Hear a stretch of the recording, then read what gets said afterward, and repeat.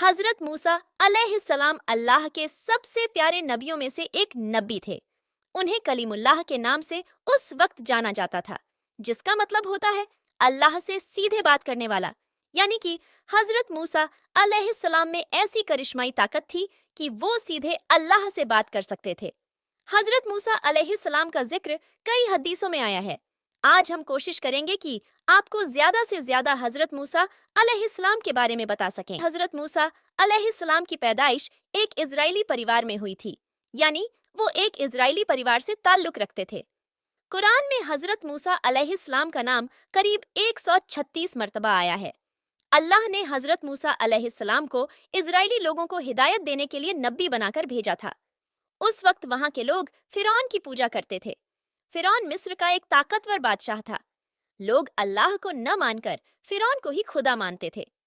तब अल्लाह ने लोगों को हिदायत देने के लिए हजरत मूसा अलैहिस्सलाम को वहां के लोगों के लिए नबी बनाकर भेजा। हजरत मूसा अलैहिस्सलाम लोगों को हिदायत देते कि अल्लाह ही सबसे बड़ा है, उसी की इबादत करना है, उसी से दुआ करनी है। हजरत मूसा अलैहिस्सलाम हजरत इब्राहीम अलैहिस्सलाम के नसब से ताल्लुक रखते थे। हजरत मूसा अलैहिस्सलाम इजरायली परिवार में पैदा हुए थे। इजरायली लोग जो कि यहूदी थे, जिनके 12 कबीले थे, या कहें यहूदियों का समूह जिन्हें बनी इसराइल कहा जाता था। बनी इसराइल लोग हजरत याकूब अलैहिस्सलाम, जिन्हें हजरत इसराइल भी कहा जाता है, उनसे ताल्लुक रखते थे। उस वक्त बनी इसराइल लोग जमीन पर सबसे अच्छे लोग थे, लेकिन मिस्र के लोग इनसे नफरत करने लगे थे। उस वक्त मिस्र के ताकतवर बादशाह फिरौन ने सारे बनी इसराइल लोगों को अपना गुलाम बना दिया था। उनसे बहुत काम करवाया जाता था, उन पर जुल्म किया जाता, उनकी औरतों से हर वो काम करवाया जाता था जो फिरौन चाहता था। फिरौन एक बहुत मगरूर बादशाह था। वह अपने आप को खुदा मानता था और इजरायली लोगों पर बहुत जुल्म करता था। जब हजरत मूसा अलैहिस्सलाम पैदा हुए, उस वक्त भी फिरौन मिस्र का बादशाह था। हजरत मूसा अलैहिस्सलाम के दुनिया में आने से पहले फिरौन को किसी ने खबर दी थी, बनी इस्राएली लोगों में से एक लड़का जल्द ही पैदा होगा। उसके पैदा होते ही फिरौन की सारी सल्तनत खत्म हो जाएगी। एक हदीस के मुताबिक हजरत मूसा अलैहिस्सलाम फिरौन के महल में ही बड़े हुए। यहाँ तक कि 18 साल के जवान भी उसी महल में हुए। फिर आपने हजरत शोएब अलैहिस्सलाम की बेटी सफूरा से शादी भी की। हजरत मूसा अलैहिस्सलाम ने बड़े होकर लोगों को समझाया कि फिरौन की पूजा करना बंद करो और एक अल्लाह की इबादत में यकीन करो। एक हद तक लोग उनकी बात मान भी गए थे। उसी दौरान मिस्र में भयंकर अकाल पड़ा था। लोग कई बीमारियों में मुब्तला हो गए थे। सारे लोग हजरत मूसा अलैहिस्सलाम के पास पहुंचे और कहा कि हम आपके कहने पर चलेंगे, और वादा किया कि वह एक अल्लाह की ही इबादत करेंगे। जब लोग बीमारी से ठीक होना शुरू हुए और हालत पहले जैसी होने लगी, तब लोग फिरौन के डर से वापस उसकी पूजा में लग गए। उसी दौरान फिरौन के जुल्म से लोगों को निजात दिलवाने के लिए मूसा अलैहिस्सलाम ने फिरौन को खबर दी और कहा कि वो लोगों पर जुल्म करना छोड़ दे और लोगों को गुलामी से आजाद कर दे। लेकिन फिरौन पर इस बात का कोई असर नहीं हुआ।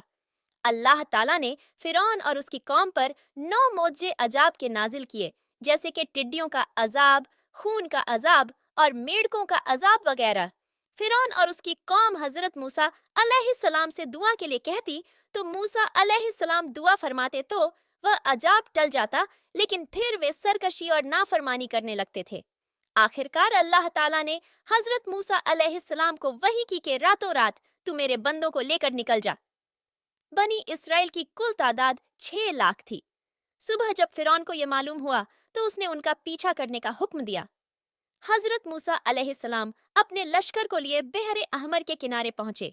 जब वहां पीछे मुड़कर देखा तो फिरौन और उसका लश्कर पीछा करते हुए चला आ रहा है। ये देखकर बनी इसराइल परेशान हो गए कि अब क्या होगा। पीछे फिरौन और उसका लश्कर और आगे समंदर की ऊंची लहरें। फिर हजरत मूसा अलैहिस्सलाम को वही की गई कि पानी पर अपनी लाठी मारो। जैसे ही आपने लाठी मारी तो समंदर में रास्ता बन गया और पानी पहाड़ों की तरह खड़ा हो गया। सब के सब उस रास्ते से बाहर निकल गए। अब जैसे ही फिरौन और उसका लश्कर पानी के पास पहुंचे तो देखा कि समंदर में रास्ता बना हुआ है। पहले तो फिरौन डरा कि ये क्या माजरा है, लेकिन फिर वह अपने घोड़े और लश्कर को लेकर उस रास्ते पर दाखिल हुआ।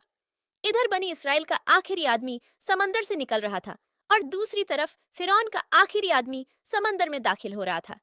अल्लाह ताला के हुक्म से पानी जा मिला और फिरौन और उसका लश्कर पानी में गर्क हो गए। जब फिरौन डूब रहा था तो कहने लगा कि मैं हजरत मूसा अलैहिस्सलाम के रब पर ईमान लाता हूँ। उस वक्त तौबा कबूल नहीं हुई, क्योंकि मौत के आखिरी वक्त में जब फरिश्ते दिखने लगते हैं तो तौबा कबूल नहीं होती। फिरौन की लाश को अल्लाह ताला ने लोगों के लिए इबरत का नमूना बना दिया और आज भी फिरौन की लाश मिस्र के अजीब घर में मौजूद है।